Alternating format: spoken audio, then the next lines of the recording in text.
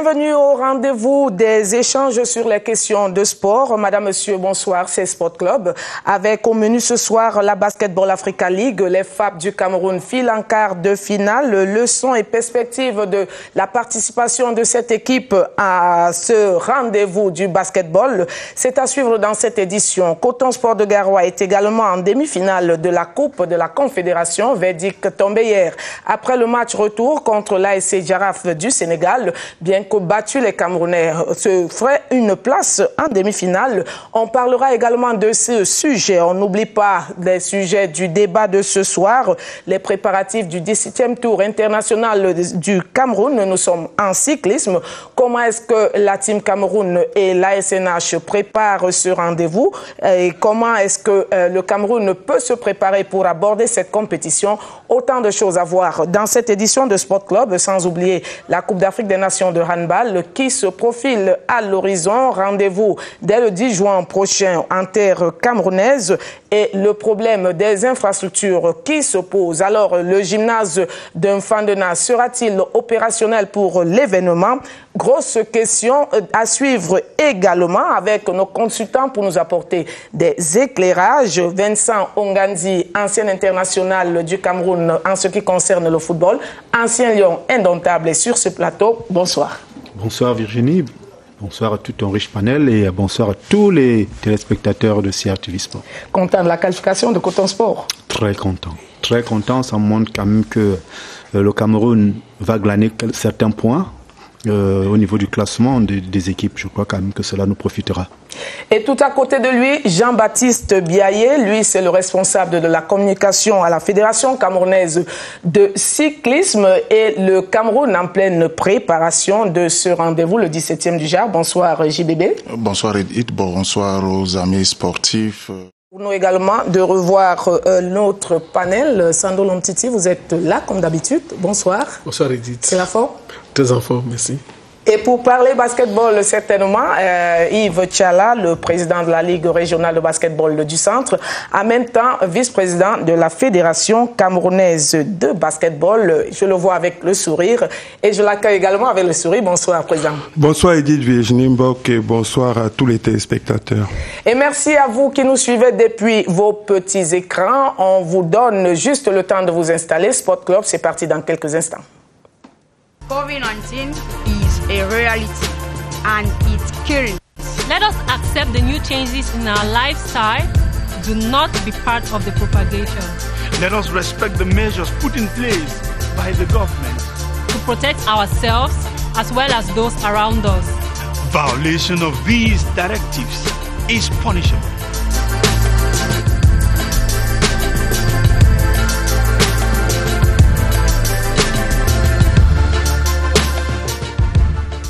This is a message from the government of Cameroon.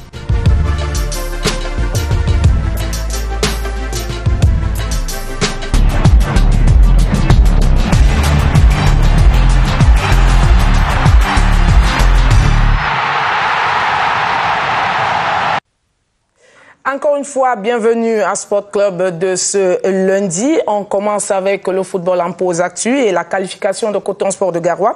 Le représentant camerounais s'est frayé une place en quart de finale hier et malgré une défaite devant le Giraffe du Sénégal, battu 2 buts à 1 par l'équipe sénégalaise, et bien Coton Sport se qualifie à la faveur du but marqué à l'extérieur. Le match aller inter-camerounais s'était soldé à l'avantage du Coton Sport 1-0. Coton Sport qui a ouvert la marque hier au Sénégal avant de se faire rattraper et même doubler sur le fil.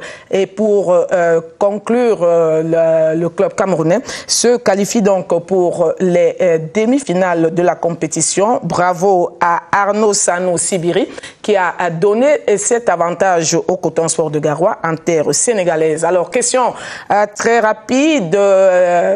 Qualification surprise ou alors vous étiez quasi sûr que cette équipe passerait le tour? Je commence par vous, Jean-Baptiste Biaye.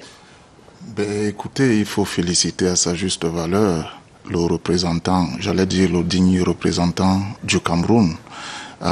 Cette phase de la compétition, ça faisait, je crois, une vingtaine ou une trentaine d'années que le Cameroun, à travers ses clubs, n'est plus parvenu à ce stade de la compétition.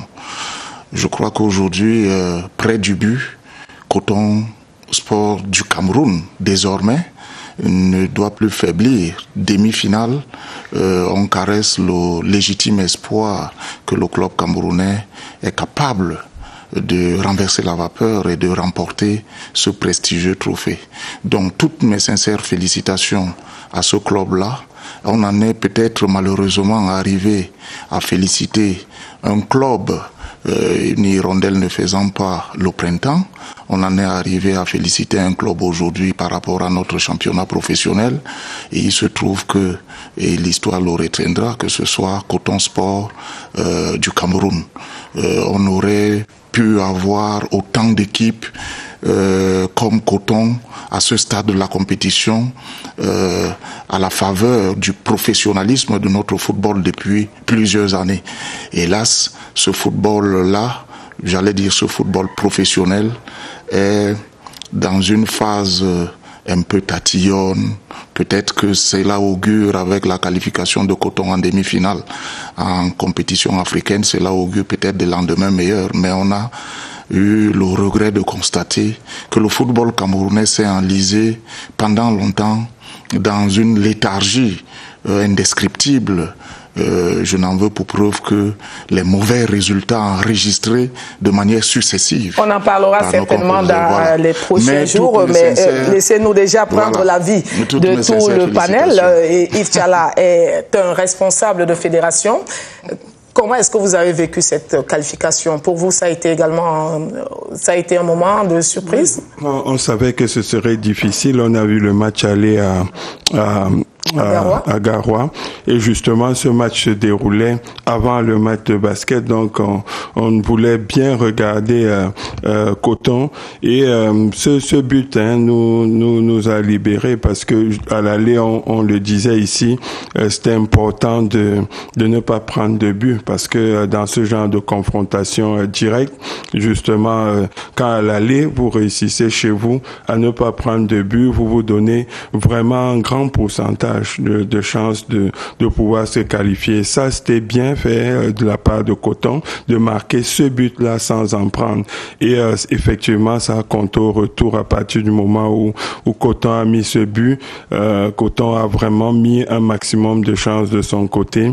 Et la qualification est là, c'est bien l'essentiel parce que dans ces phases d'élimination directe, ça va être de plus en plus difficile. Les équipes, les niveaux vont se resserrer et forcément, ça va se jouer à des détails.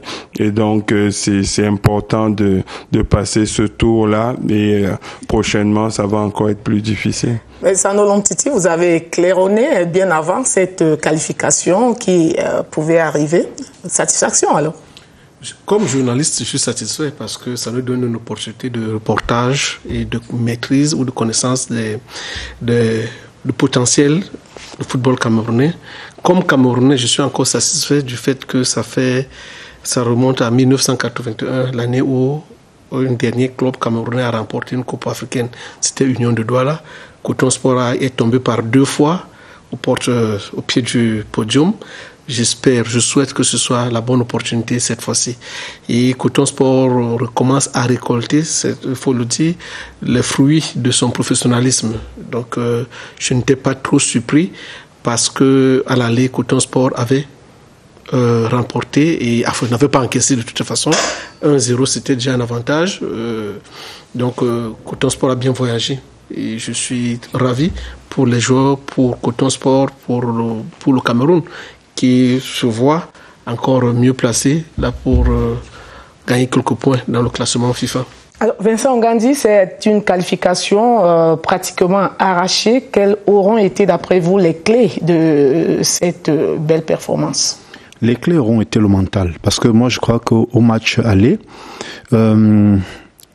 certains étaient même un tout petit peu déçus par 1-0. Mais il fallait regarder que l'équipe sénégalaise arrivant au Cameroun, elle a joué avec beaucoup de précautions. Et là, il a fallu que Coton Sport aille pour chercher ce but-là et ne pas en encaisser, parce que c'était le plus important. Maintenant qu'ils ont pu le faire, tout le monde s'est dit, c'est sûr que comme le match a été difficile ici, là-bas, ça ne sera pas ça. Mais nous, en regardant le match, on était sûr que de l'autre côté, ils vont ouvrir parce qu'ils auront envie de venir cueillir Coton Sport. Et ce qui est évident, cette équipe avec tous ces jeunes que nous connaissons, je crois quand même qu'on était sûr qu'à l'extérieur, on pourrait avoir un but. Et c'est ce qui est arrivé. Bon, moi, je n'étais pas surpris de la victoire de Coton Sport. Oui, j'étais plutôt sûr qu'ils pourront faire un résultat de l'autre côté. Et le mental des gars, parce que les gars, sur le plan mental, ils sont forts. Et je crois que c'est l'atout premier. Pour les demi-finales, je crois quand même que quelque part, il y a eu un regain de confiance. Et je crois que le travail a commencé déjà pour que ce soit mieux préparé. Comment est-ce qu'on peut lire le travail de la doublette Sibiri et Araino? Parce que le but est quand même parti de celui qui a l'habitude de marquer, oui, et qui a donc alerté son coéquipier. Bon, vous savez, les deux, ces deux ont une certaine complicité déjà. À un certain moment, on était sûr que l'homme à abattre, c'était Araino. Oui, effectivement. Bon, maintenant, les deux peuvent combiner et se dire que je peux ne pas marquer et faire marquer l'autre. Et je crois que c'est même ce qui est très important dans une équipe comme celle-là. L'altruisme a prévalu là et je crois que déjà les deux même c'est des petits garçons qui s'entendent très bien, ils s'entendent très bien et je crois que comme je vous l'ai dit, pour les chances à venir, je crois que c'est déjà un atout pour l'équipe camerounaise. Alors Sando, comment est-ce qu'on peut lire quel impact cette performance peut avoir pour le Cameroun? Déjà ça rassure les clubs camerounais puisque c'est sur le plan mental. Coton Sport a pu le faire. Est-ce que nous autres, on ne peut pas? Parce que vous avez regardé comme la sortie surprenante depuis de Bamenda à l'entame de la compétition. C'était un problème d'inorganisation, d'impréparation. Je pense que les uns des autres peuvent tirer les leçons d'une bonne organisation. Maintenant, autre chose que je ne peux pas oublier ici, le peuple camerounais devrait continuer à rester un peuple, une terre d'accueil. Parce que quand on regarde comment l'arbitre du match a failli perdre sa vie pour un travail bien fait. Parce que quand vous regardez le but annulé, c'était un but entaché direct, il a fait d'hors-jeu. À partir de ce moment-là, il a fait son travail. Est-ce qu'on avait besoin de balancer les choses sur lui? Est-ce qu'on avait besoin de... Finalement, un Jaraf, mauvais perdant. Oui, mauvais perdant, mais il y a aussi des éléments. Ce n'est pas le peuple sénégalais entièrement qui est coupable. Il y a des gens comme ça qui arrivent, que ce soit en Europe, en Amérique ou ailleurs, qui sont des intolérants du sport et qui, dans certains pays, sont interdits même.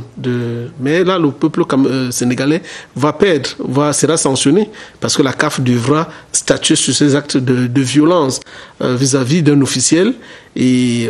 l'image du Sénégal est entachée.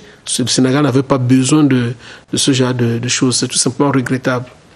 Alors, pour finir, peut-être, Jean-Baptiste, vous avez quelque chose à ajouter? Oui, simplement pour dire que peut-être que la prouesse de Coton Sport du Cameroun va donner du travail à la direction technique nationale et certainement à l'encadrement technique des Lions Indomptables pour essayer de voir si on peut trouver un oiseau rare dans le terroir et faire partie de tous les matchs qui s'offrent aux Lions Indomptables dans la perspective. Et justement, cela remet quand même en question. De la Coupe d'Afrique des Nations. Parce qu'on a coutume un garçon comme Araino dans le groupe Lions Indomptables. Parce que vous avez très bien vu qu'il y a moins d'une semaine maintenant, pratiquement une semaine, l'entraîneur des Lions Indomptables du Cameroun a rendu public les 28 présélectionnés ou sélectionnés pour pouvoir affronter un match amical au Nigeria dans quelques jours. Et dans cette sélection-là, me semble-t-il, je peux me tromper, il n'y a pas un joueur local. Un seul joueur. Un seul peut-être. Un seul. Un seul joueur. Bon, voilà. Allons-y chercher donc dans Coton, peut-être pour voir si il n'existe. Vous savez, il faut toujours expérimenter un certain nombre de choses. Je pense que les matchs amicaux permettent de rêver, de tester ce genre de choses. Moi, je pense que avec... Oui. Il ne faut pas mettre la responsabilité, les choix sur la direction technique. Les textes du Cameroun disent que la direction technique nationale s'occupe de toutes les sélections, sauf la sélection Fagnon. Ça, c'est la première des choses. La deuxième des choses, l'équipe nationale n'est pas l'Assemblée nationale où toutes les régions doivent être représentées. Les sélectionneurs prennent sur eux de prendre ceux qui sont les meilleurs. Absolument. Pour l'instant, je pense on leur fait confiance sur les choix qu'ils ont portés. On a eu le CHAN, on l'a pas gagné et ce n'était pas faute de joueurs locaux. Donc je pense que laissons le temps aux entraîneurs de faire leur travail. Aucun entraîneur ne descend sur l'aire de jeu pour perdre. De toutes les façons, ce n'était pas un débat. Je vous concède et j'accepte volontiers votre proposition, mais je reste sur la ligne de défense qui est la mienne. C'est-à-dire que il y a Coton Sport qui est en train de faire de merveilles. Peut-être que l'encadrement, la direction technique nationale n'a pas vocation à faire le travail que vous venez d'évoquer, mais je parle ici de la détection de joueurs. Ça, au moins, c'est dans son ressort. Et pour la détection de joueurs, on n'a pas forcément le droit d'être dans une direction technique nationale. Moi, mon problème, c'est ça. Alors, il y a des chercheurs, des perles dans toutes les équipes, y compris dans Coton. Prenons l'avis de Vincent. Voilà, cette responsabilité peut ne pas incomber forcément à la direction technique nationale, mais peut-être à quelqu'un d'autre. Vincent Ngadi, on vous écoute. Oui, vous savez, je voulais revenir là, quand elle a interpellé la direction technique nationale, elle est en train de faire des efforts actuellement.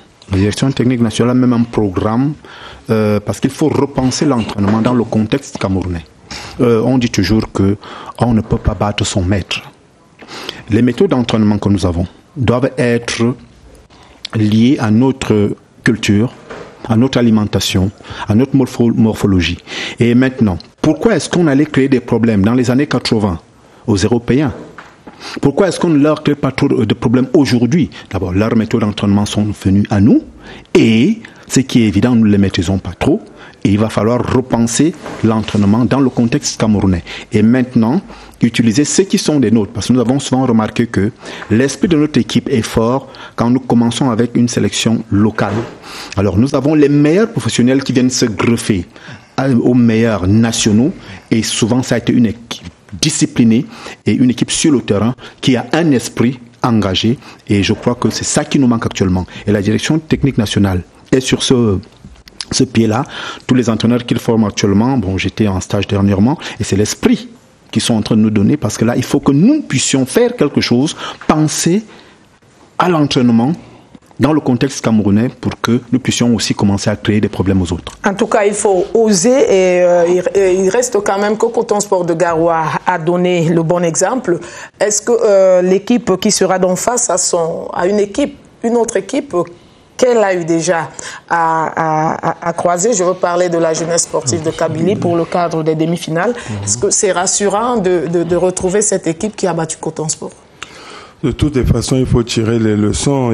Tout le monde va regarder les vidéos, repasser les détails des matchs pour savoir ce qui a été fait.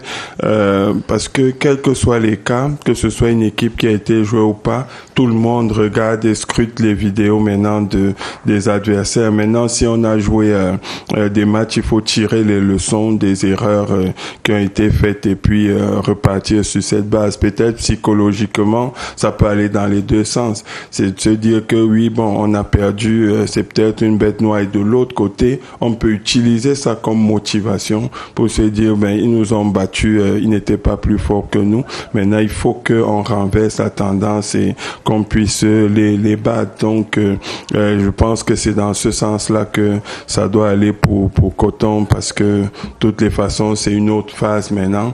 On n'est plus dans les poules, on est sur élimination directe en aller-retour, et là ça change complètement la donne. Est-ce que c'est un avantage de retrouver une équipe qu'on a croisée, une équipe qu'on connaît déjà, Sando?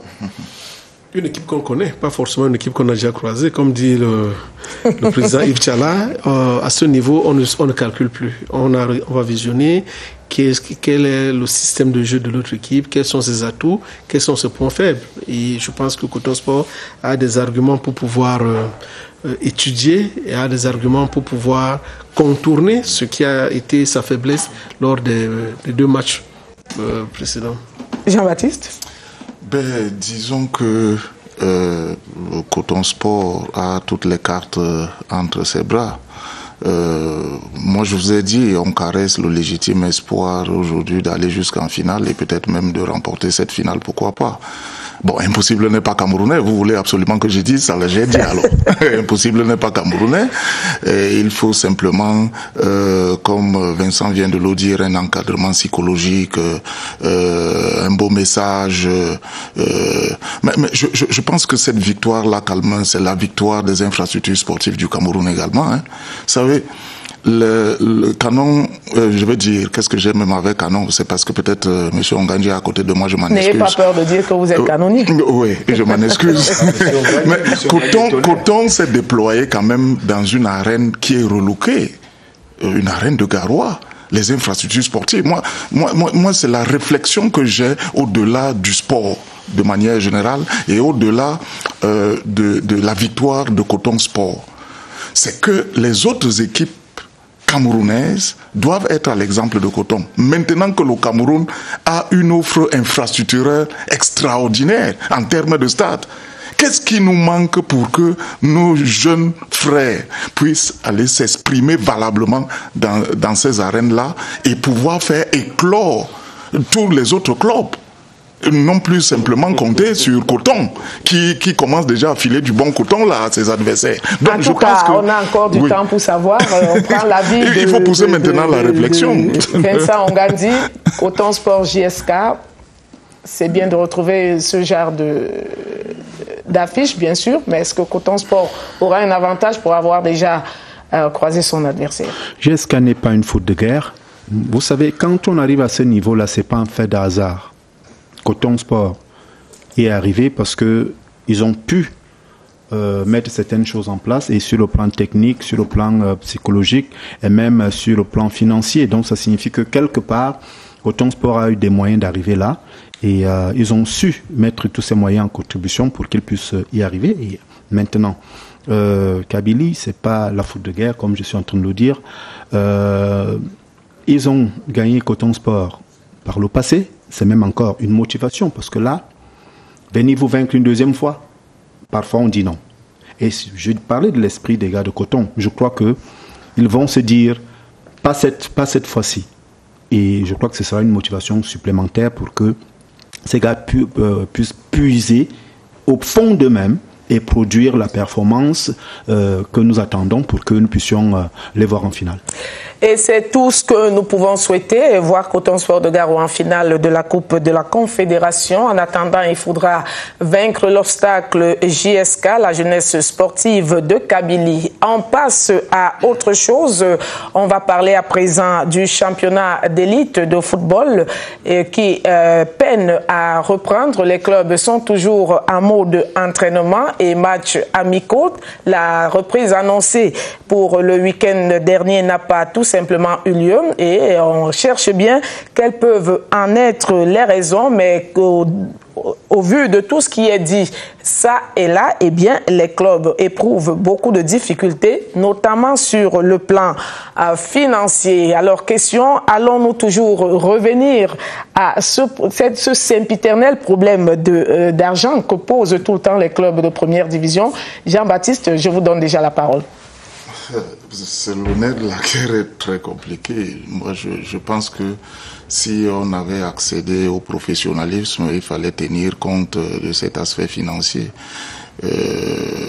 Aujourd'hui, je peux me tromper, les joueurs ont parlé de Coton aujourd'hui, les joueurs de notre football n'ont pas de salaire, me semble-t-il. Ils ne sont pas affiliés à la CNPS pour la plupart, sinon tous. Voilà autant de problèmes qui relèvent du professionnalisme dont on claironne tant sur tous les toits.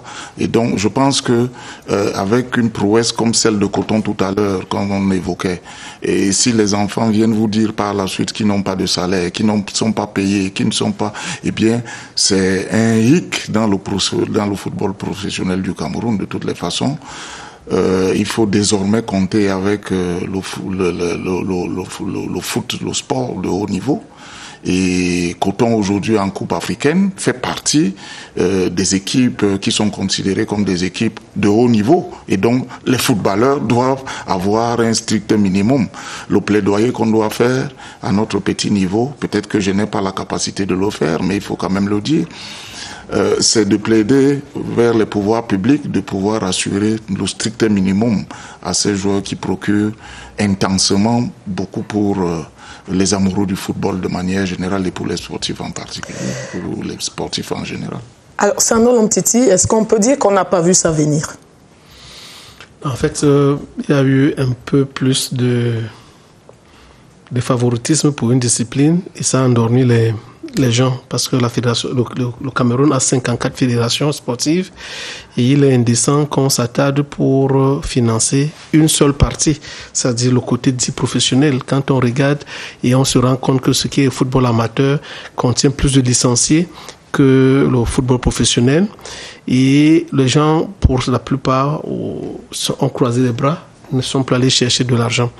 Est-ce qu'on ne peut pas, s'il faille continuer à donner l'argent pour le football dit professionnel, est-ce qu'il ne serait pas intéressant de reformuler comment je peux dire ça, le partage de ce gain? C'est-à-dire, on vous dit, celui qui est champion aura 100 millions.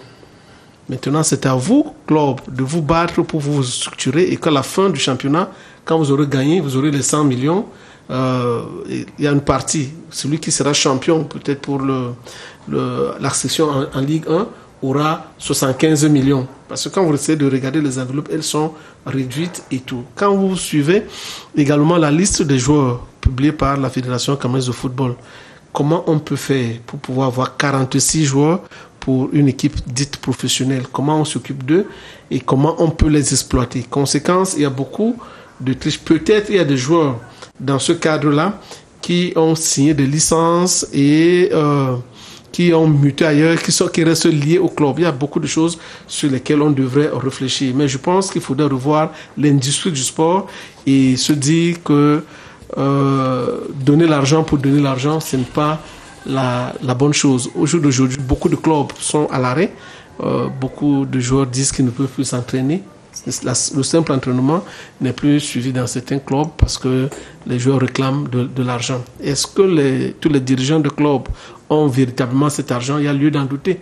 Il y a les structures, il y a les clubs qui sont bien structurés. Il y a d'autres qui vivent de la manne qui vient de l'État et de la Fédération camerounaise de football. Vous ne les voyez pas avec les sponsors, vous ne les voyez pas avec les partenaires. Conséquence, on est à la traîne. Et malgré tout ce qu'on peut dire, si la situation ne change pas, ce football-là, dit professionnel, va mourir de sa belle mort. Oui, mais dites-moi, a-t-on eu tort de parler professionnalisme au Cameroun? On n'a pas eu tort de parler professionnalisme au Cameroun, mais je dirais juste que la Fédération camerounaise de football actuellement, l'équipe actuelle doit travailler. Parce que les équipes avant n'ont pas voulu comprendre. Dernièrement, elle a organisé des séances d'entretien avec toutes les parties prenantes du football pour des réformes. Et nous avons discuté avec eux, nous avons apporté nos contributions. Et moi, je crois et je continue de leur dire que la première réforme serait le cahier des charges. En début de saison, chaque club doit produire un minimum qui puisse couvrir les dépenses de l'équipe, le salaire des joueurs et autres jusqu'à la fin du championnat. Quand il y a cette caution, je vous assure, ceux qui ont des clubs actuellement et qui n'attendent que la manne qui vient de la fédération vont partir. Il y a des personnes là-dehors avec un peu plus d'argent qui veulent mettre dans le football et ils n'y arrivent pas parce que quand ils veulent arriver, c'est ceux qui n'ont rien qui les insultent et tout ça. Vous ne pouvez pas avoir un trop d'argent pour mettre quelque part, on vous insulte, vous claquez la porte. Il y a des gens qui veulent bien venir dans le football, mais il y a ceux-là qui ne comptent que sur le pécule que la fédération ou l'État donne pour s'en mettre un peu dans les poches et laisser les enfants affamés. Donc, pour moi, la fédération s'est tirée une balle au pied et l'équipe actuelle doit travailler de manière à ce qu'en début de championnat, il y ait un cahier de charge et le club qui respecte le cahier de charge est qualifié pour jouer. Je vous assure, la fédération aura moins de problèmes. Alors, ne pourra affecter maintenant au club que les indemnités liées aux sponsors au niveau de la ligue, parce que normalement, ceux-là reviennent au club. Et là, on pourra maintenant diviser cet argent et leur envoyer pour maintenant les accompagner. Tant que ce n'est pas fait, je vous dis, nous ne sommes pas sortis de l'auberge. Monsieur Yves Tchala, vice-président d'une fédération sportive, Oui, je prends tout ce que Sando a dit parce que je suis totalement d'accord. C'est que on a privilégié une discipline sportive, certes, mais... c'est le cœur qui parle? Non, pas seulement le cœur, mais la raison aussi, parce que je me suis dit depuis le début de cette affaire qu'on aurait des problèmes.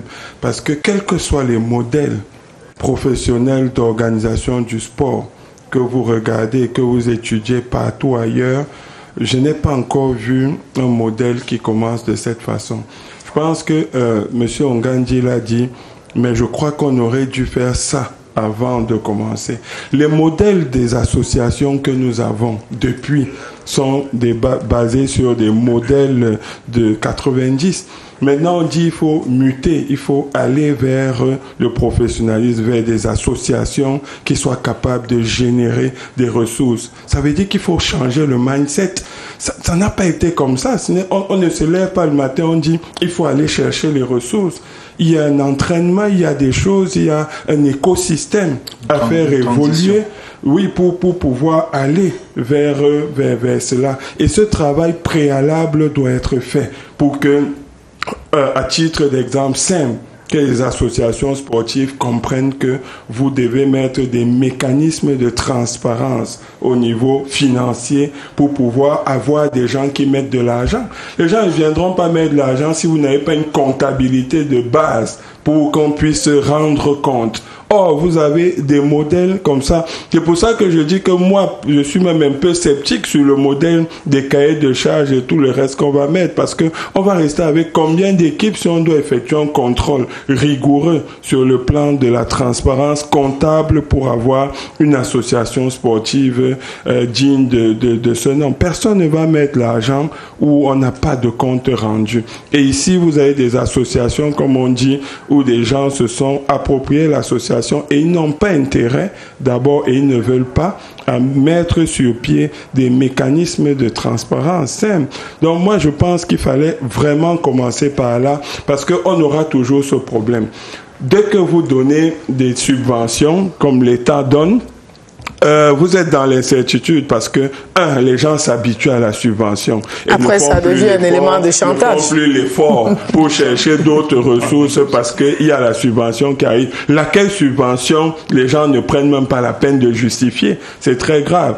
Deuxièmement, une fois que la subvention est là, à un moment, il y aura des difficultés, ça peut traîner, l'État a d'autres priorités. C'est pour ça que ce modèle est compliqué, parce que l'État a d'autres priorités. Il faudrait donc qu'on eût défini au départ pour dire, on va peut-être vous accompagner pendant 4 ans, le temps que vous développez un système d'autonomisation, et puis, etc. On n'a pas fait ça. On a dit, bon, chaque année, c'est comme une rente qu'on va donner. Donc, on salarise, on ne peut pas.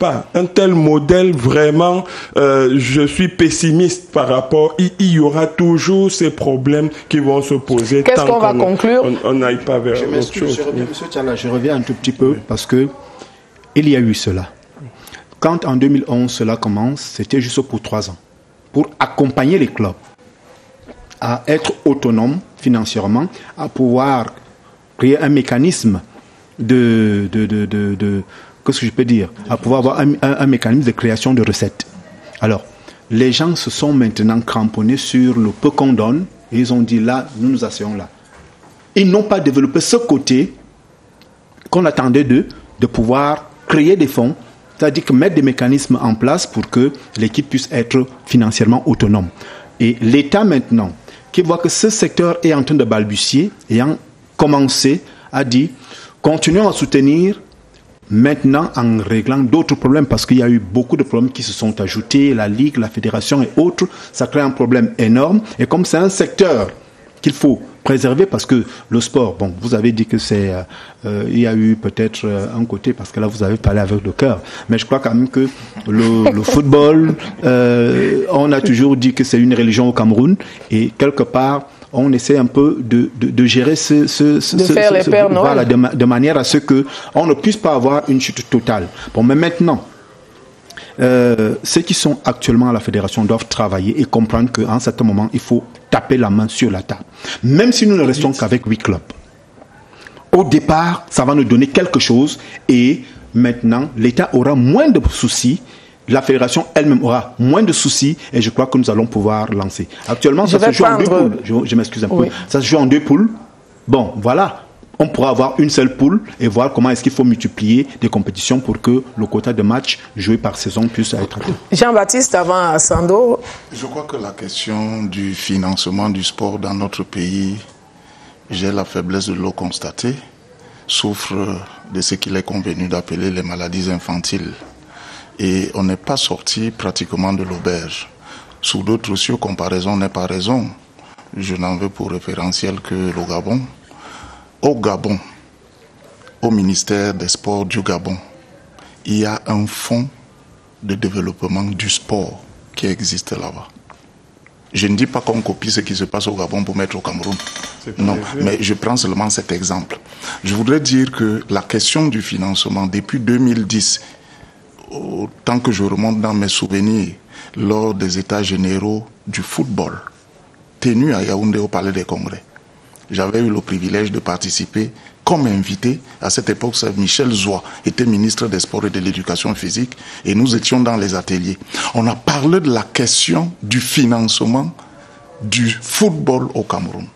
Et on a pensé à cet effet qu'il fallait créer un fonds de développement du sport qui pourrait accompagner, n'est-ce pas, le financement du football au Cameroun.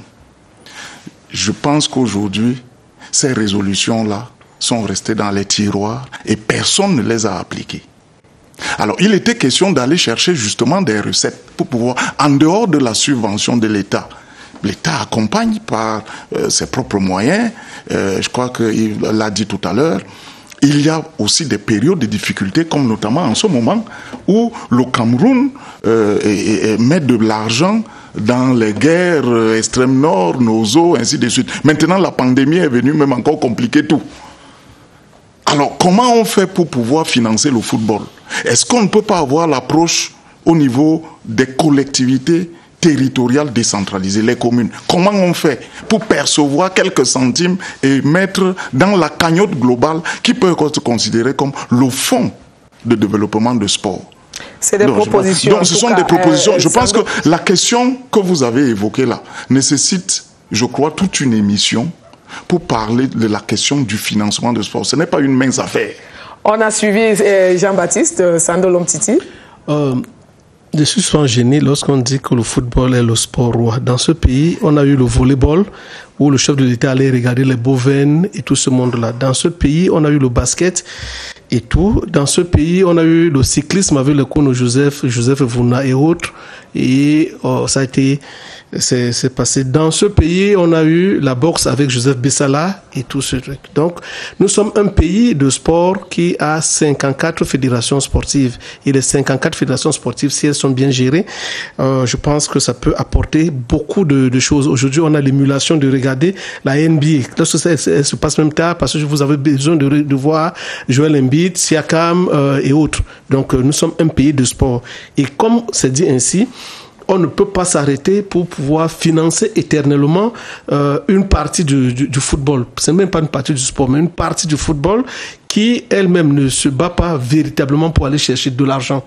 Et de l'autre côté, très rapidement, je vais dire à mon frère Jean-Baptiste Mbiaye que la pandémie n'est pas venue compliquer les choses. La pandémie est venue dératiser le système politique, parce que quand on suit les passages au TCS, je pense que la meilleure des choses qui devrait arriver au Cameroun est arrivée par la pandémie. D'où qu'on crie l'argent de la malchance, il fallait que ça arrive, parce que si cet argent avait été utilisé à des fins utiles, on n'en serait pas là. Donc moi je n'ai pas de préoccupation par rapport à la pandémie. Je dis même bravo, pas bravo pour les morts, encore que les morts on ne les compte plus assez depuis qu'on a commencé les auditions au TCS. Donc apparemment c'est des morts bizarres. Donc je dis le financement des activités peut être réglé. Dans ce pays, on a eu l'ONS, l'Office national du sport. On peut créer une caisse qui puisse permettre à tout le monde. La loi même le permet. C'était l'idée. C'était l'idée. Le plan de développement du sport, la loi de 2011 suivie de celle de 2018 prévoit la création d'un fonds de développement du sport. Bon, pas pour financer seulement le football, monsieur Biaye, de sport, pas de fonds de financement de football. Parce que admettons pour sortir très rapidement de ce sujet qu'il y a eu des manquements pour la bonne marche du football camerounais, mais voyons également que cet état de choses peut bien compliquer l'arrimage de notre calendrier au calendrier international. Bien évidemment, parce que je vois que si la fédération règle ce problème une fois pour toutes, nous allons commencer à avoir des saisons bien programmées. Quand nous terminons une, nous savons à quel moment est-ce qu'elle commence. À notre époque, on savait, quand on terminait vers fin juin, parfois mi-juillet, on savait qu'en septembre, on va recommencer le championnat. Donc, c'était des choses bien calées.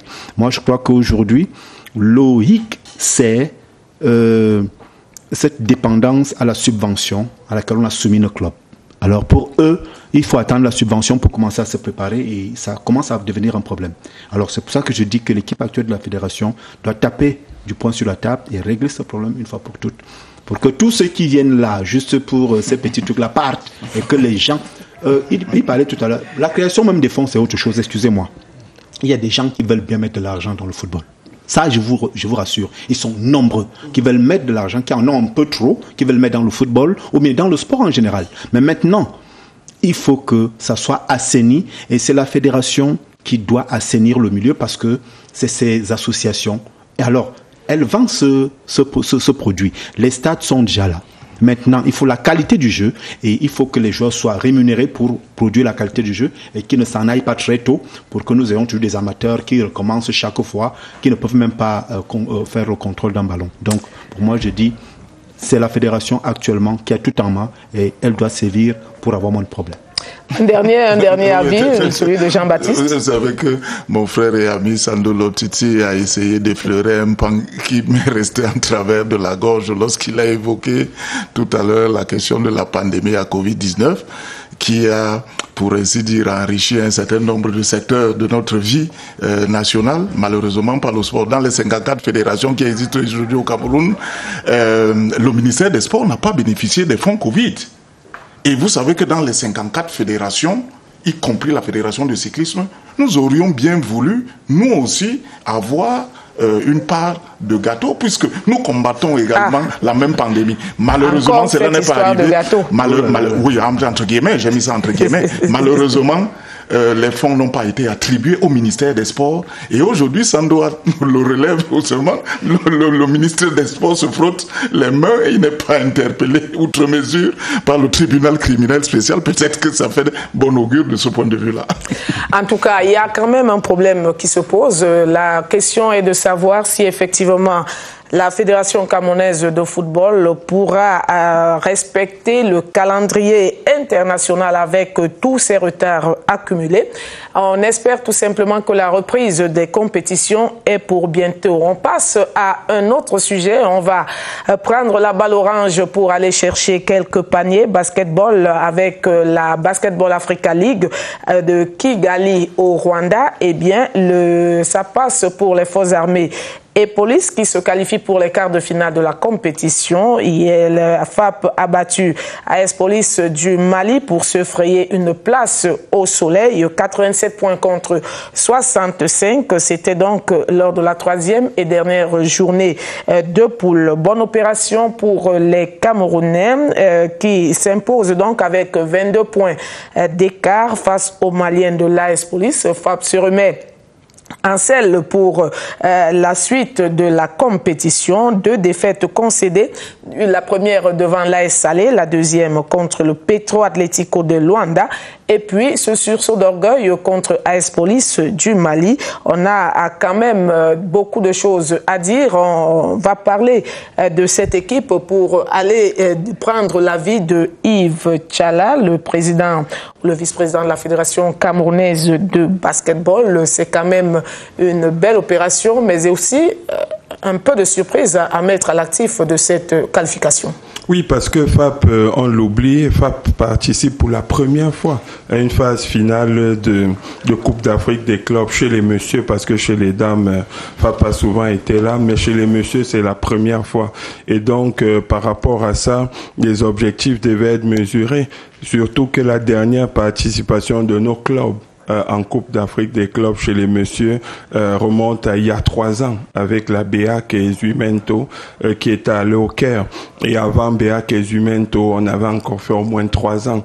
Donc nous sommes pas là assez régulièrement. Et FAP s'est retrouvé à jouer surtout dans la poule avec des équipes qui ont l'habitude d'être là. Parce que si vous prenez AS Salé, c'est un club qui a fait le podium sur les 4 dernières Coupes d'Afrique des clubs, qui a gagné en 2017, qui était finaliste en 2018 face à Primeiro de Agosto. Si vous prenez Petro, c'est l'équipe qui a gagné la Coupe d'Afrique en 2015. Donc vous vous trouvez dans une poule avec des gens et des joueurs qui sont rompus au haut niveau. Si vous prenez un seul joueur, par exemple, de AS Salé comme Naja, il a fait 6 afro-basket avec le Maroc d'affilée et il a fait au moins 7 Coupes d'Afrique des clubs. Donc par rapport à cela, FAP se devait d'avoir des ambitions modestes quand même dans cette poule-là, de se dire on va aller se battre, on va apprendre, mais on doit apprendre très vite. On a 3 matchs, on doit faire des calculs parce que l'idéal serait que nous fassions une 2e semaine à Kigali, c'est-à-dire qu'on se qualifie pour les quarts de finale de la compétition. Et au bilan de cette première semaine, moi je suis personnellement totalement satisfait parce que d'abord il y a la qualification et en plus on a été rassuré par rapport au niveau de jeu de FAP contre ce qui se fait le mieux en compétition des clubs en Afrique. Donc FAP a joué d'égal à égal avec des clubs comme Petro, des clubs professionnels comme AS Salé. Et on savait que Police était plus à notre portée parce que Police a joué ici. Dans la dernière étape de qualification, Police a eu sa qualification ici à Yaoundé en étant 3e. Mais Police, c'est un club quand même qui a aussi l'habitude d'être champion du Mali. Donc, on savait que même Police, ça ne sera pas facile parce que c'est un club de compète. Mais il faudra à tout prix prendre ce match-là. Mais pourquoi vouloir toujours se faire petit quand on dit on est face à des professionnels alors qu'on est quand même aligné dans la même compétition? Ça fait quand même bizarre, Jean-Baptiste Biaye. Écoutez, cela va de soi. Ça dépend de quel côté on se situe. Si on se situe du côté de ceux qui veulent remporter, eh bien, on a la faiblesse de penser comme ce que vous venez de dire. Mais si on se situe du côté des gens qui n'ont rien à perdre, rien à gagner, eh bien, basta, et puis ça ne signifie absolument rien. Moi, j'ai pas trop de commentaires à ce sujet. Sando Lomtiti. Oui, en fait, il faut évaluer ses forces et ses faiblesses. Nos forces, on a des joueurs qui peuvent évoluer jusqu'à un certain niveau. Quelle est l'organisation de notre championnat de basket? Combien de régions, combien de ligues régionales fonctionnent? Quel est le niveau du championnat national? Et maintenant, lorsque ça fonctionne, quelles sont les infrastructures sur lesquelles nos joueurs évoluent? Parce que la ligue régionale du centre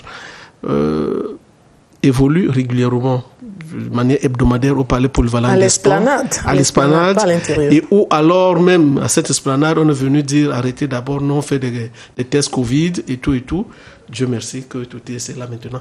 Bon, et à une période avec la météo, vous devez quand même vous arrêter, vous abriter quelque part parce que vous ne pouvez pas jouer sous la pluie et tout. Donc ça veut dire qu'il y a une absence réelle d'infrastructures qui ne permettent pas, cette absence ne permet pas à nos athlètes de mieux s'exprimer même lorsqu'ils ont du talent.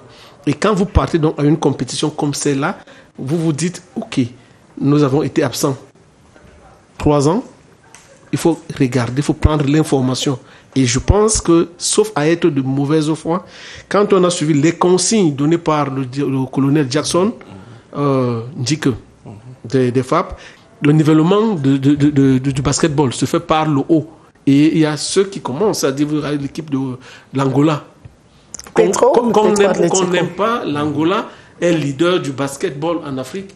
Donc on ne peut pas être dans la même poule qu'une équipe angolaise et prétendre que nous allons jouer les premiers rôles. Salé, qui est l'une des meilleures équipes, le président Yves Tchalla vient de le rappeler encore, on ne peut pas jouer à armes égales.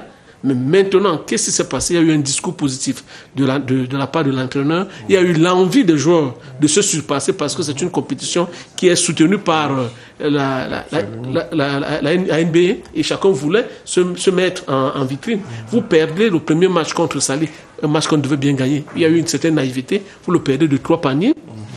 Vous venez pour le deuxième match, vous le perdez de 2 quand même. Et le troisième, vous gagnez avec un, n'est pas la dernière de toute façon. Scier les raquettes de ses adversaires dans la zone de vérité. Alors, et on a également déploré le fait que l'équipe n'ait pas de véritable poste 1. Ça, c'est...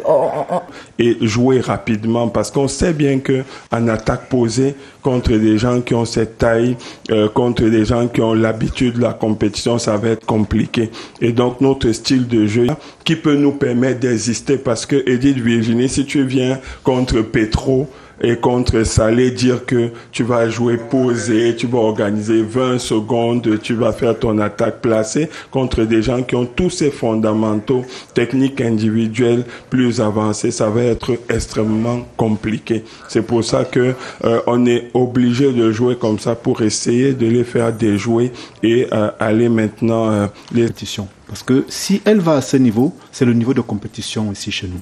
Donc ça signifie que quelque part, les 2 premiers matchs leur ont donné une certaine expérience qu'ils ont utilisée au 3e match. Et je crois qu'au fur et à mesure qu'ils montent, c'est de l'expérience qu'ils gagnent.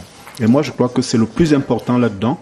Je dirais aussi au vice-président, maintenant, nous avons des joueurs qui ne sont pas très très grands.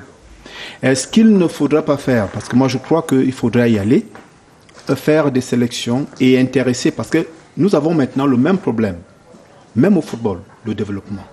C'est ça le problème. Alors, des gars assez grands qui peuvent atteindre des tailles assez élevées, on les fait travailler de manière à ce que nous puissions pallier cet handicap dont il parle. Parce que le Cameroun, moi je vois que le Cameroun, sur le plan du sport, a un potentiel énorme dans toutes les disciplines. Le véritable problème que nous avons ici, c'est préparer ces jeunes, préparer à la base et mieux organiser de manière à ce que nous puissions faire les meilleurs. C'est cette petite volonté qu'il nous faut et mettre assez de moyens, parce que je crois aussi qu'il y a une certaine volonté de ne pas mettre assez de moyens. Chaque année, on défend un budget. On défend un budget avec quel objectif? Normalement, on doit avoir des objectifs. Nous les avons atteints ou pas et repartir. Parce que pour moi, je crois que la base, c'est ce qui pourra nous aider, parce que les autres savent bien préparer leur victoire de demain. Voilà qui est dit. On espère donc pour les FAP de Yaoundé, la compétition se poursuit et qu'elle sera nettement à son avantage. L'équipe partie pour apprendre a pris ses marques et peut donc continuer à rivaliser avec les meilleures nations de basketball en Afrique. Madame, monsieur, une petite pause et on se retrouve.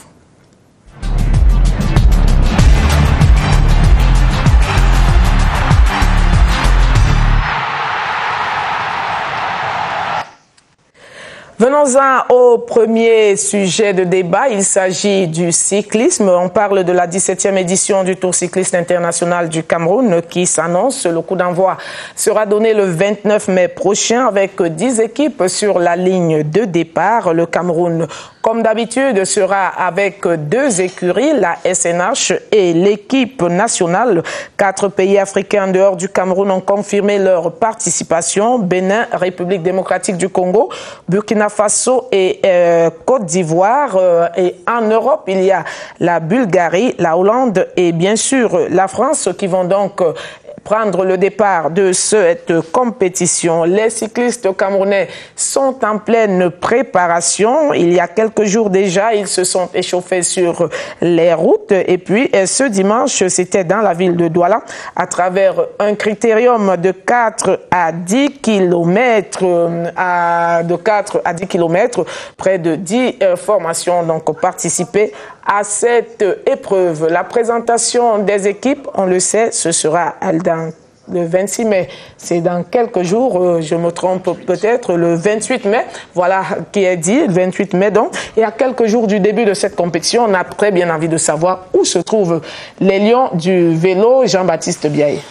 Les Lions du vélo ont tous regagné la capitale politique, Yaoundé, après une expédition dimanche du côté de Douala, où ils ont pris part à une compétition organisée par la Ligue régionale de cyclisme et un partenaire de la place.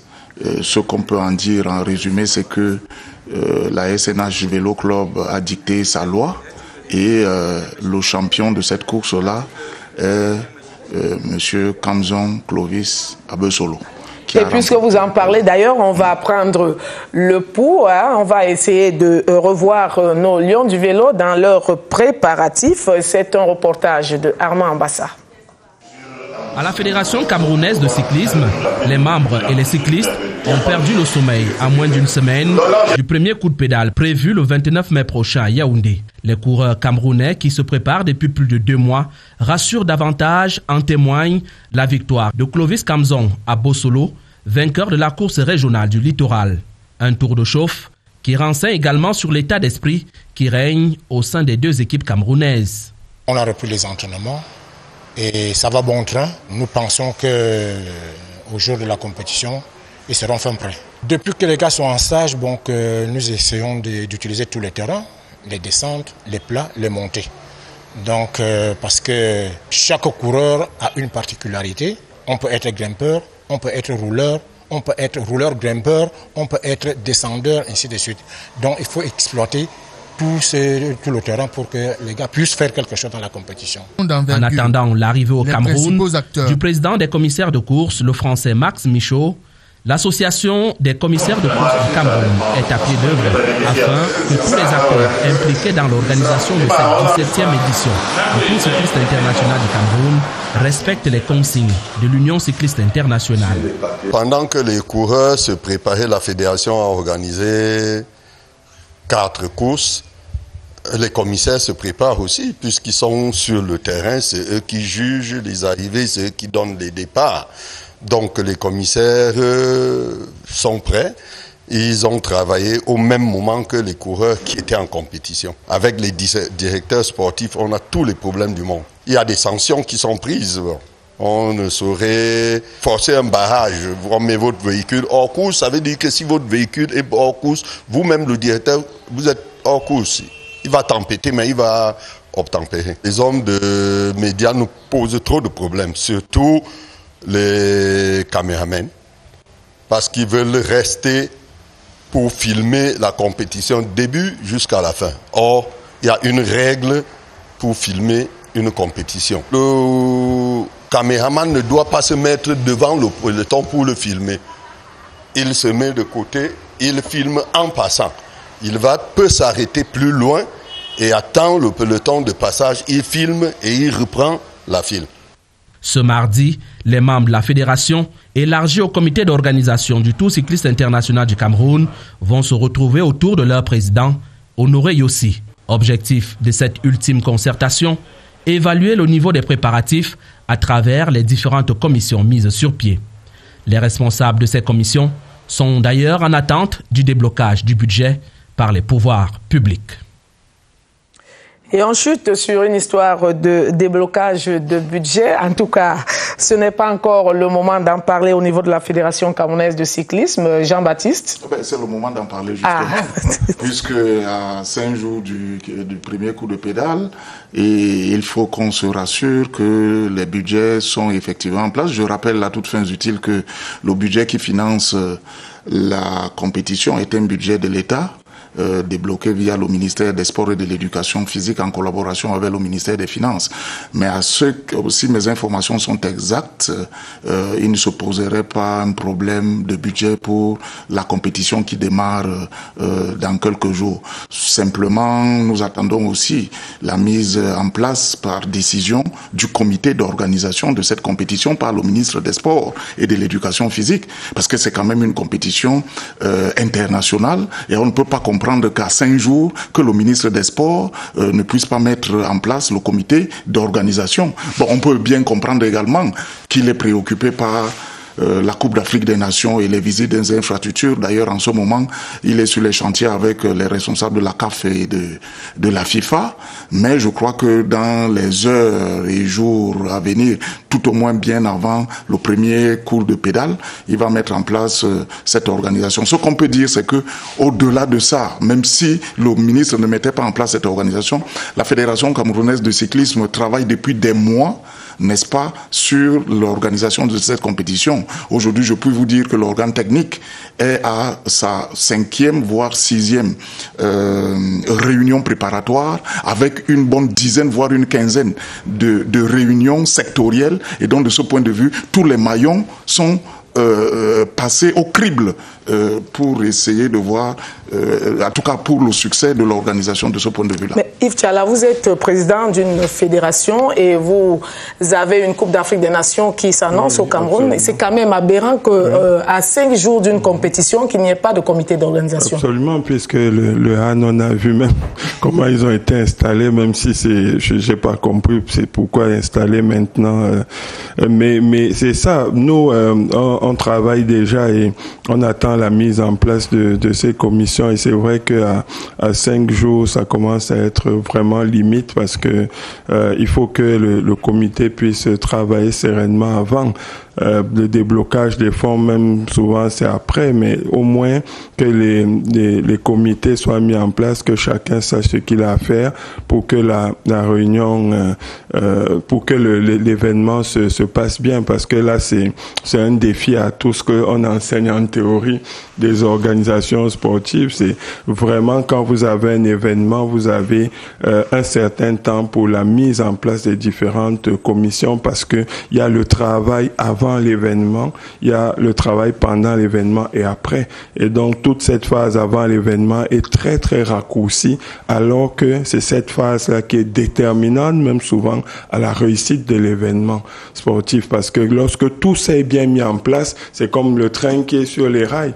Le reste roule simplement et vous voyez si ce qui est prévu se réalise. Mais tout le travail, c'est avant pour que tout ça soit justement bien fait et mis en place. Sinon, il y a des risques vraiment pour que l'événement ait des soucis. Alors, parlons un peu de la préparation des Lions du vélo elles-mêmes. Sando Lomtiti, vous êtes confiant par rapport à ce qui a été fait pour ces garçons, au plan technique? Il y a des éléments de satisfaction, il y a des éléments de regret. Et les éléments de satisfaction, c'est que la fédération a pu rattraper quelques moments parce qu'elle était butée face à la pandémie, où on disait que les athlètes ne peuvent pas prendre part, il faut réduire le nombre de personnes. Mais ce dernier mois, elle a pu se ressaisir, elle a pu profiter de la porte ouverte pour pouvoir organiser des compétitions qui, certes, ne sont pas à la dimension d'un pays qui organise une compétition d'envergure. Mais la fédération a essayé de faire ce qu'elle devait. Bon, maintenant, est-ce que les coureurs ont été placés dans l'optique de pouvoir éviter des pièges, parce qu'il y a des rouleurs, il y a des grimpeurs, il y a des sprinteurs, bon, et tout ça. Est-ce que les courses qui ont été organisées permettaient à nos cyclistes d'aller au col de Batier ou ailleurs pour pouvoir se mettre en difficulté et que la phase compétitive ne soit qu'une phase de répétition pour eux et limiter la casse? Vous avez parlé de la compétition qui s'est passée hier à Douala, donc ça fait partie des réglages que la fédération a essayé d'assurer. La fédération est sous le coup d'une situation déplorable, c'est-à-dire quelques athlètes devaient prendre part à une compétition, c'était au Bénin. Malheureusement, ils n'ont pas pu du fait d'un accident qui s'est passé. Et donc l'entraîneur national a laissé sa vie et les athlètes ne sont pas partis. Donc ces éléments-là et bien d'autres permettent de se dire ok, le Cameroun n'est plus attendu du fait du deuil, et c'est à ce moment-là que les athlètes peuvent créer la surprise. Il faut donc mieux s'organiser pour pouvoir se ressaisir, courir pour Dieudonné Ntep qui a donné toute sa vie pour le cyclisme, et se dire c'est non pas qu'à la ligne d'arrivée de 6 que quelqu'un meurt, mais qu'on dise on a donné tout ce qu'on avait et peut-être on a eu devant nous des athlètes plus forts. Maintenant, sur le plan purement financier, il se trouve que la fédération généralement a ses partenaires. Je pense que peut-être la cagnotte mise, je ne sais pas à quel moment elle est mise à leur disposition, la cagnotte mise à la disposition de la fédération devrait permettre d'anticiper, d'être proactif dans la préparation. C'est vrai que pendant que nous critiquons la fédération et le ministère, il se trouve que l'Union cycliste internationale ne s'était pas non plus trop précipitée pour communiquer le nom de son commissaire. Ce qui a freiné l'élan justifié de la fédération, parce que on se souvient l'année dernière, la fédération a programmé, je pense par deux fois, et ça a été déprogrammé du fait de la pandémie. Il fallait attendre. Mais est-ce qu'on doit seulement attendre le nom du commissaire de l'Union cycliste internationale pour pouvoir se préparer? Qui donne à la fédération la possibilité de se jeter véritablement à l'eau. La fédération a commencé à se préparer, je le dis sous le contrôle de son communicateur, elle commence à se préparer. Et maintenant, quand on vous évoque le nom du commissaire, c'est comme si vous êtes en course, c'est on donnait le coup d'envoi vous voyez la voiture balai, c'est-à-dire c'est la fin de course. Là, quand vous voyez vous recevez le nom, ça veut dire effectivement le tour aura lieu. Le tour aura lieu. Ça ne justifie pas toujours le fait qu'on ne se prépare pas, parce que pour moi, je dirais la préparation commence d'abord par le championnat local. Régulièrement, nos coureurs ne sont pas soumis à cela, parce que nous aimons bien regarder les coureurs. Parfois, on nous annonce que dans un quartier, par exemple, ils vont passer dans certaines rues de Yaoundé, quand ils parlent du critérium, ils vont passer peut-être sur un axe quelque part, on a bien envie de les regarder, et parfois, les regarder pour les encourager.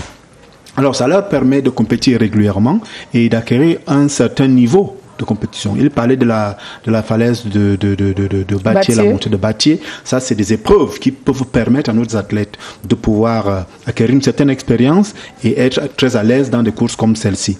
Donc, je continue de dire, la préparation commence par là, et je suis un peu très, très déçu quand on me dit à 5 jours d'une grande compétition, le comité d'organisation n'est pas mise en place.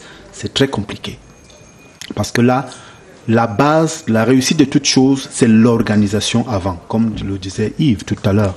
Si on n'est pas bien organisé au départ, quel que soit ce qu'on aura fait, il y aura des couacs et nous allons subir des conséquences. Et moi, je suis un peu déçu parce que ce qui ne s'est pas mis en place, ça signifie que quelque part, compte tenu aussi du drame qu'il y a eu, les coureurs voudraient bien être sûrs qu'autour d'eux, il y a un soutien et que tout est bien organisé.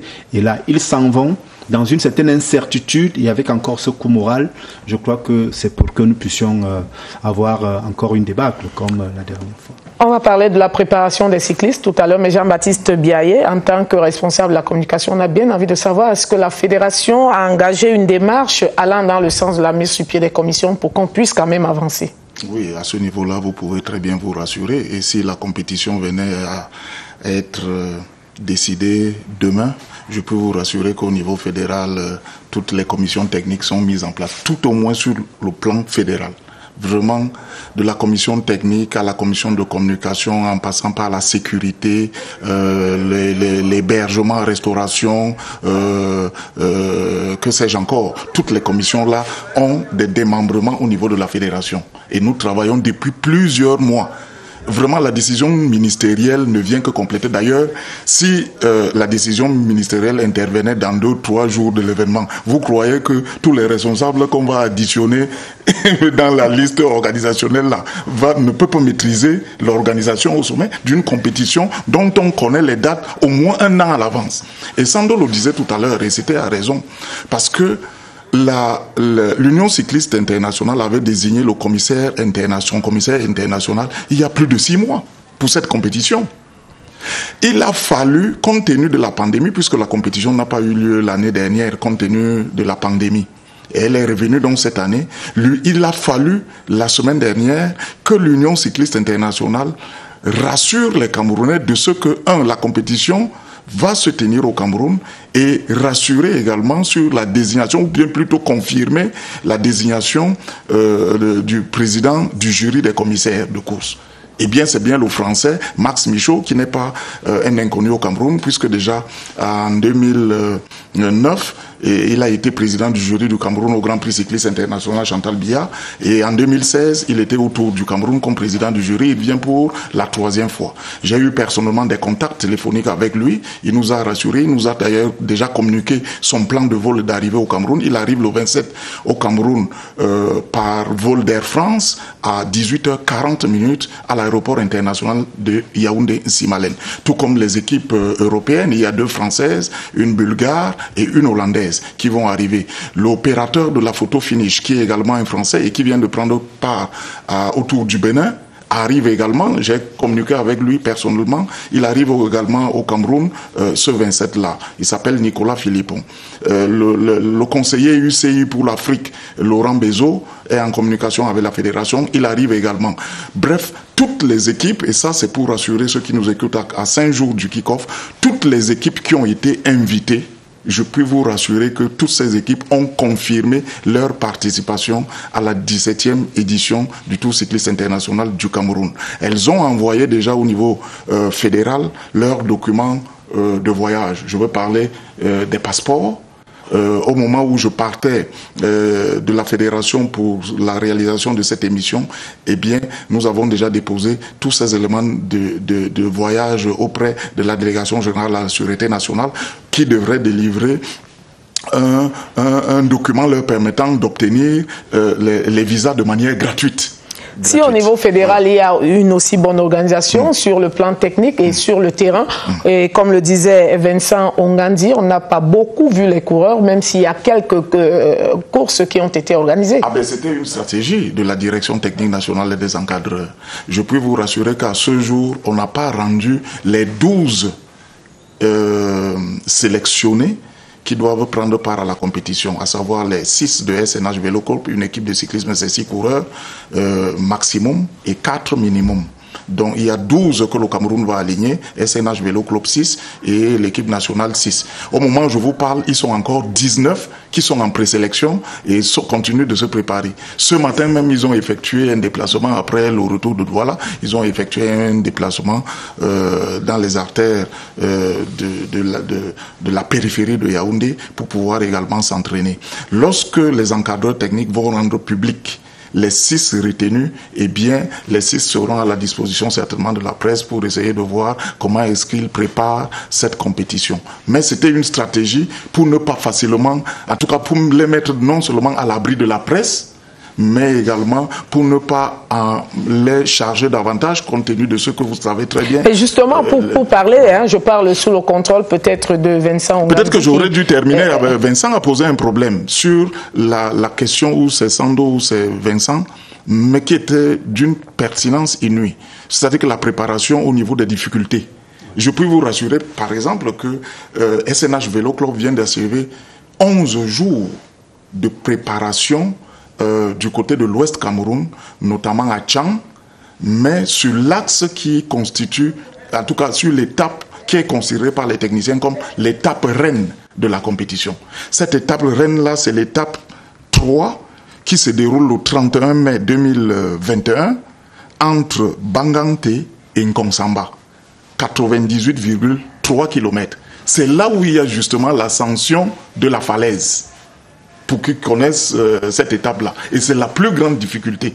Et les techniciens appellent ça l'étape reine sur les 8 de la compétition. Ça veut dire en d'autres termes, plus simple et en français facile, que si un coureur d'une équipe réussit à gagner cette étape parmi les 8, il est possible que le vainqueur de cette étape reine remporte le tour.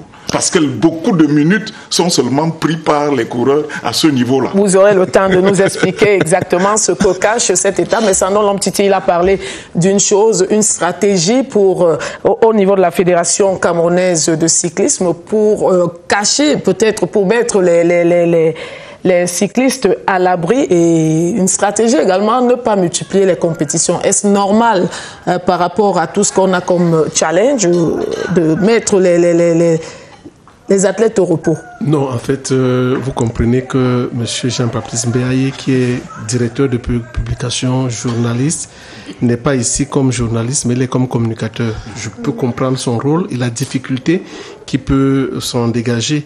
Les cyclistes, les grands, ne peuvent gagner des compétitions réellement que lorsqu'ils ont multiplié d'autres participations à des situations de ce genre. C'est-à-dire, vous venez au Cameroun, vous êtes Camerounais, vous avez quand même 3000 km. Oui, je peux dire quelque chose comme ça. Non, 998 km. Le total, la distance totale du Tour du Cameroun. Non, je ne veux pas là dire que le nombre de kilomètres parcourus par des athlètes tout au long de l'année, ça doit être à 3000 pour pouvoir espérer être assez compétitif. Ça, on ne l'a pas fait. En fait, la faute à qui? La faute à l'État du Cameroun, qui a réduit le cyclisme camerounais avec la complicité des gens de la fédération peut-être à 2 événements, c'est-à-dire le Grand Prix Chantal Biya et le Tour cycliste international, où on a créé, fait inédit, qu'on appelle ça chef de projet. Vous êtes chez vous, vous ne suivez plus les activités de la fédération. Du fait d'un décret présidentiel, vous devenez chef de projet de cyclisme et basta. Voilà, c'est très beau. Le pays se porte bien comme ça. Donc, ce genre de situation amène à ce qu'on ne puisse pas mieux se préparer. Autre chose, nous avons critiqué tout à l'heure le fait que le ministère des Sports et de l'Éducation physique n'ait pas pris sur lui de communiquer à temps réel l'existence des commissions, et c'était assez embêtant. Mais comment la fédération peut-elle faire, Dieu va me l'expliquer peut-être la nuit, qu'elle ne puisse pas communiquer elle-même la liste des athlètes pour que les uns et les autres commencent véritablement à se préparer. Autant on doit frapper sur les doigts du ministre des Sports, de l'Éducation physique et ses collaborateurs, et autant on doit quand même se demander comment la fédération peut réussir l'exploit à 5 jours d'une compétition de ne pas communiquer la liste. Jean-Baptiste Biaye a la réponse à la question. Moi, je ne le laisserai pas dire tout ce qu'il dit là. Je vais réagir, mais finissez d'abord. Ça, c'est un fait. L'autre fait, également, il y a beaucoup quand même, Jean-Baptiste a salué, la promptitude des membres de commission, parce qu'il y a aussi des intérêts. C'est-à-dire, il y a certaines personnes qui sont peut-être présidents qu'on appelle ça, chef de projet, qui peuvent bénéficier des avantages de la location, de l'hébergement. On peut imaginer des prix. Donc ça, on ne peut plus se presser parce qu'on sait comment on va récupérer. Mais je dis sur le plan de la préparation, à ce niveau-là, il y a des choses que Jean-Baptiste reconnaît qu'on n'a pas pu faire. Il y a d'autres qui ont été faites. Vous me faites reconnaître les choses là, ou bien moi j'ai dit que je les reconnais? Non. Bon, enfin, je laisse d'abord. Je suis ça et je suis bien curieux. Je me dis que peut-être que la discipline sportive est spécifique, mais moi je me dis quand même que si on a 5 jours d'une compétition, 19 cyclistes encore, c'est beaucoup. Je pense que mentalement, ceux qui sont les plus susceptibles de faire la compétition devaient déjà être en route par rapport à cette compétition. Et maintenant, il y a aussi les protocoles Covid et tout le reste qui viennent. C'est-à-dire que s'il y a 12 coureurs, on devait déjà avoir peut-être à peu près 14, donc avec une marge peut-être de 2, en se disant que s'il y a les tests positifs ou s'il y a des points comme ça, parce que j'imagine qu'il y aura tout ce protocole à l'entame de la compétition, que on sache que déjà on peut remplacer tel par tel, mais qu'il y ait déjà donc un encadrement précis sur à peu près un certain nombre de coureurs qui sont déjà en isolement pratiquement et qui sont déjà sous contrôle, protocole, etc. par rapport au nombre de jours à la compétition. Donc, je me disais que ça devrait être comme ça. Maintenant, peut-être que la stratégie est spécifique. Bien. À marge de tout ce que de toutes ces informations que les Ichala et Sandon Lomtiti viennent de nous apporter, est-il opportun quand même d'aller faire une compétition à quelques jours d'un grand événement comme le Tour cycliste international du Cameroun? Une compétition, non. Mais juste un petit tour de routine, juste pour garder les muscles frais, pour garder la tonicité au niveau des muscles, je crois que ça doit être fait. Bon, comme Jean-Baptiste l'a souligné, l'entraîneur les a amenés aux encablures de Yaoundé pour essayer de voir comment est-ce ils peuvent travailler un tout petit peu. Parce que faire 5 jours aussi sans travailler, c'est la mort. C'est la mort, ça signifie que là, on a perdu beaucoup de choses sur le plan athlétique et ça peut jouer contre l'athlète le jour de la compétition. Donc, je crois que des petites courses de routine où il ne faut pas trop accélérer, juste pour garder le muscle frais et habile à la compétition, ça doit être fait. Alors, le Cameroun n'a pas fait, les Lions n'ont pas fait de reconnaissance du parcours tout au long de leur préparation. Est-ce qu'on peut dire avec cela que ça peut être rassurant pour aller chercher quelques étapes, puisque vous nous amenez toujours à penser qu'il faut, face aux professionnels, il faut se faire petit? Les Lions n'ont pas fait la reconnaissance du parcours, mais ils ont fait la reconnaissance des étapes, de certaines étapes du parcours. Je vous l'ai dit, la précision vaut la peine. Parce que il y a 8 étapes, je ne viens pas les énumérer ici toutes, mais ils étaient sur le terrain sur un certain nombre d'étapes qui sont considérées comme des étapes à difficulté. Parce que les étapes qui sont relativement, où le relief est relativement plat, ça passe. Mais là où il y a la difficulté, et Sando connaît très bien le cyclisme, il sait de quoi je parle.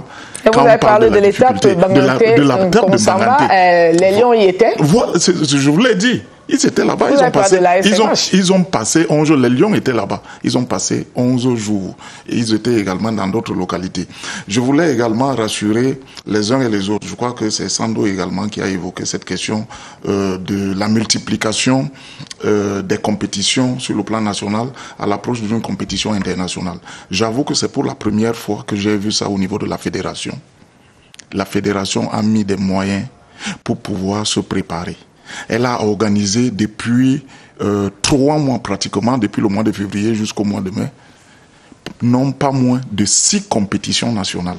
On n'a pas vu ça par le passé. Et c'était pour préparer justement les Camerounais. Je dis bien 6. La dernière était hier, du côté de Douala. 6, on est allé en Tui, on est allé en Gomedja, on est allé dans d'autres localités. Et ça, c'est au budget. Est-ce que vous avez donc, dans cette préparation, pris compte des spécificités de tout un chacun? Tout à fait, c'est la direction technique qui fait ce travail. Donc, ça veut dire que quand on engage les coureurs dans une étape bien donnée, la direction technique a un objectif à atteindre. Ici, aujourd'hui, nous allons dans cette étape, le relief est plat, nous allons préparer les sprinteurs ou les rouleurs. Ici, nous allons dans cette étape qui est une étape de montagne, on prépare les grimpeurs. Donc, il y a à chaque fois une spécificité par rapport à toutes ces sorties. L'autre chose que je souhaitais dire, c'est que, puisque également M. Sando a parlé de cet aspect, la question des coureurs, en tout cas des coureurs, de la liste des coureurs camerounais qui n'est pas connue. Je voudrais le tranquilliser parce que si je prends pour référentiel ce que les encadreurs ont dit, ils ont déjà l'ossature de l'équipe qui doit compétir au sein. Il n'y a plus de doute là-dessus. Et les coureurs eux-mêmes, chacun en ce qui le concerne, sait que je ne serai pas sélectionné. Puisque le travail que je vous dis là est méthodique, le travail d'organisation des courses nationales, on les évalue au fur et à mesure, jusqu'à la dernière course d'hier. On connaît, ça veut dire que si on vous retient demain, vous n'avez même pas le droit de dire si on ne vous a pas retenu ou pas. Parce qu'on consulte simplement les performances que vous avez enregistrées durant toutes les compétitions qui ont été organisées.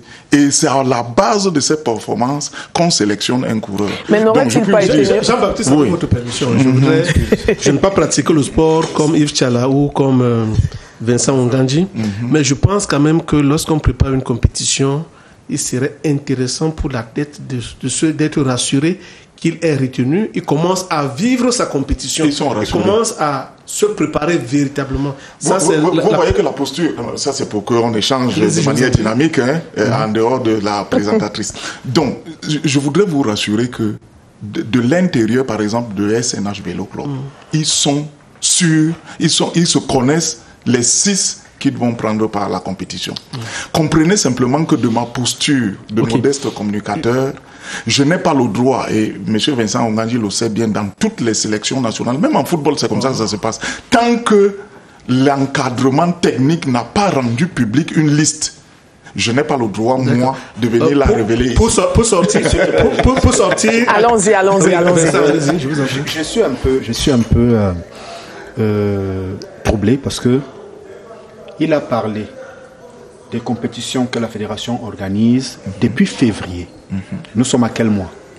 Ça ne fait que 3 mois. Est-ce une saison pour atteindre les 3000 km par coureur? Je ne crois pas. Ça signifie que ce n'est pas aussi suffisant que ça. Bon, maintenant, sur le plan de la préparation de l'équipe maintenant là, à engager la compétition, et vous nous dites que ceux qui, dans le groupe, vont compétir, savent qu'ils vont compétir, les autres savent qu'ils ne vont pas compétir, c'est déjà un problème énorme pour l'esprit du groupe. La cohésion. Ceux qui vont compétir, c'est des complices. Il y a des stratégies de course. Ils doivent se comprendre. Maintenant, tant que nous sommes 19, est-ce qu'on peut déjà les appliquer sur le terrain? Je ne crois pas. Enfin, si nous sommes 19, ça finit quelque part, cet esprit-là ne peut pas être homogène parce qu'il est encore éparpillé. Lorsque nous avons un groupe, quand nous approchons la compétition, à quelques jours de la compétition, ce groupe doit déjà être soudé pour construire un certain esprit qui puisse les amener à pouvoir. Bon, alors, s'il existe, les autres font quoi à côté d'eux? N'aurait-il pas été mieux de commencer à élaguer pour pouvoir avoir quelque chose de solide? Je peux même vous dire. Il y a d'autres soucis, c'est-à-dire nous regardons seulement l'aspect le coach, mais il y a beaucoup de paramètres également pour la performance. Quel est le niveau de la diététique des athlètes de cette compétition? Quel est le niveau de la médecine de sport de cette compétition? Parce que, sauf erreur de ma part, il est dit la médecine de sport représente à peu près 40% de la performance. Si l'athlète est bien suivi, si l'athlète est bien mange bien, nutri, oui. bien nutri, il y a beaucoup de choses qui peuvent arriver. Bon, maintenant, Jean-Baptiste, le cyclisme, c'est un sport mécanique. Dès lors qu'il y a quelque chose qui ne marche pas dans la tête, que l'athlète a été pris de court, de ceci, cela, il peut s'oublier. Et c'est pour ça qu'on observe généralement des chutes. Bon, il y a une question qu'on ne posera pas ici, parce que ce n'est pas à vous de répondre certainement. Quel est l'apport réel des sponsors et des partenaires du cyclisme, de la fédération? Parce que cet élément nous permet, vous le savez, moi également, que c'est cet élément, cet indicateur qui permet de coter notre compétition. Quand vous regardez, on était à 2.1, on est redescendu à 2.2. Bon, maintenant, Amissa Bongo qui était à 2.1 et est monté à 2.1. Tout à fait. Or, nous organisons plus de compétitions. La Fédération camerounaise de cyclisme a au moins l'avantage d'être l'une des rares fédérations en Afrique à avoir 2 compétitions inscrites dans le calendrier de l'Union cycliste internationale. Ma préoccupation reste dans l'apport des partenaires pour pouvoir relancer véritablement le cyclisme camerounais et son classement au niveau de l'UCI. Parce que la compétition de l'autre jour, le dimanche, nous permet de croire que les sociétés commencent à revenir. C'est déjà un gain. Mais à l'avenir, qu'est-ce qui va se passer?